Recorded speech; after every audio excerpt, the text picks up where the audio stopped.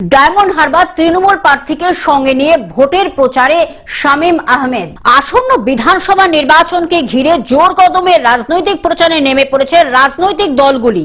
Diamond Harbour বিধানসভাও তার ব্যতিক্রমী নয়। এবারের নির্বাচনে আলোচনার কেন্দ্রবিন্দুতে রয়েছে ডায়মন্ড হারবার বিধানসভা আসনটি। এই কেন্দ্রে পুনরায় প্রার্থী নির্বাচনে চমক দিয়েছে শাসক দল। গতবারের বিধায়ক পান্নালাল হালদারের উপর ভরসা রেখে আসনটিতে প্রার্থী হিসাবে বেছে নেওয়া হয়েছে। এদিকে ডায়মন্ড হারবার বিধানসভার 2 নম্বর ব্লকের খর্দ অঞ্চলের বিভিন্ন এলাকায় পায়ে হেঁটে ঘুরে ঘুরে প্রচার শুরু করলেন। এদিন ডায়মন্ড হারবার, মহেশতলা ও মগরাহাট পশ্চিম বিধানসভার কোঅর্ডিনেটর ও মগরাহাট পশ্চিমের তৃণমূলের প্রার্থী শামীম আহমেদ নিজের বিধানসভায় জনসংযোগ সেরে সেই চাপ সামলে আবার ডায়মন্ড হারবারে তৃণমূলের প্রার্থী পান্নালাল হালদারকে সঙ্গে নিয়ে প্রচার সারেন। ডায়মন্ড হারবার থেকে বাইজিৎ মণ্ডলের রিপোর্ট, গ্লোব নিউজ।